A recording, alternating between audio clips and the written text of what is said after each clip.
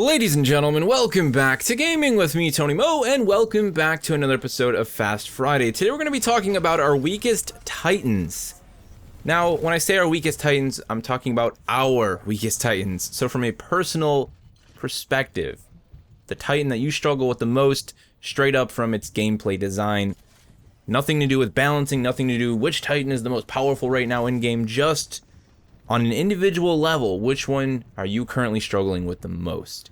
For me, it's gotta be Ion. I just started playing Ion over the last 3 days after I finished up playing Legion for my Legion guide, the plan being to make Ion my next guide. Unfortunately, I feel that I need a little bit more time with her, probably at least a couple weeks of playing her to feel truly comfortable about each and every single one of her systems.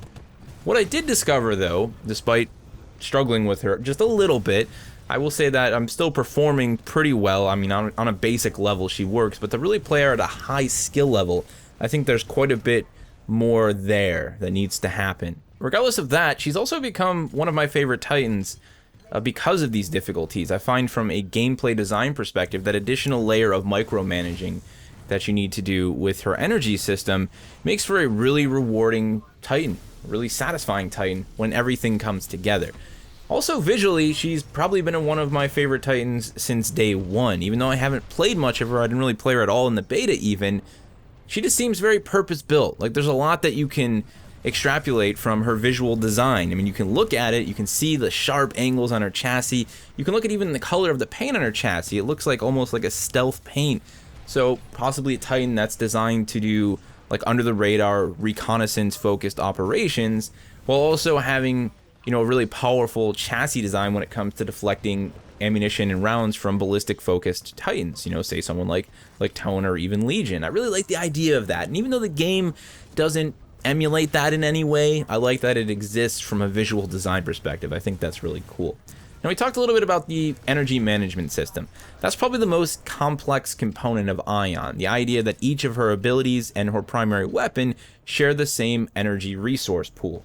So you have to learn how to manage this. You have to be really aware of what happens when you fire the splitter rifle. How does that affect the cooldown on her shoulder-mounted laser cannon? How does the tripwire affect her overall energy resources?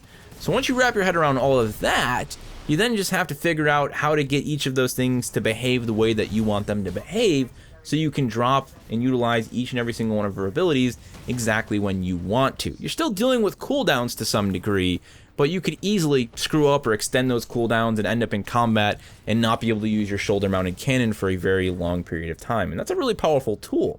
So that's really the fun of Ion, is understanding those systems. And when it all comes together and you feel like you're genuinely controlling the rate of the cooldown on each of these abilities and then using them in combat, she is undeniably the most satisfying and rewarding Titan that I've played in Titanfall 2 right now.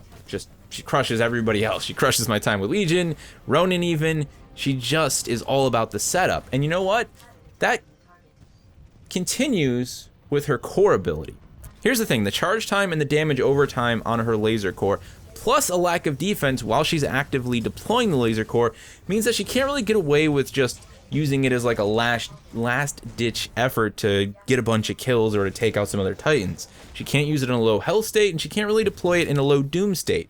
She can't get away with just running in like Tone or Legion, dropping a shield, whether it's the gun shield or the particle wall, and then activating her core. She's completely exposed, she can barely move when she does it, and it requires an extended period of time to get the full damage potential out of the laser core. It looks incredible. It's one of the greatest looking core abilities in the game, but it requires much more setup than pretty much all of the other Titans in the game right now. Even Scorch, right?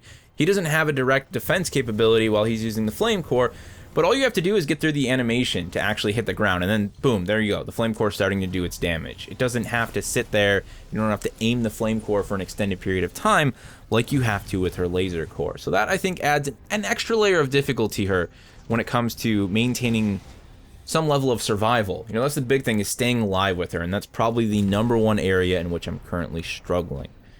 Nonetheless, as she is currently my weakest Titan, she is, as I said earlier, the Titan that I have been having the most fun with. I think she just outranks every other Titan in terms of fun factor for me right now. Once again, guys, I'd love to hear your story. Which Titan is currently your weakest and why? Let me know down in the comment section below. Thank you so much for watching. I hope you guys have a great Friday, a fantastic weekend. I'm working on the next loadout video. Hopefully that will be ready Monday for you guys. I'll see you in the next one.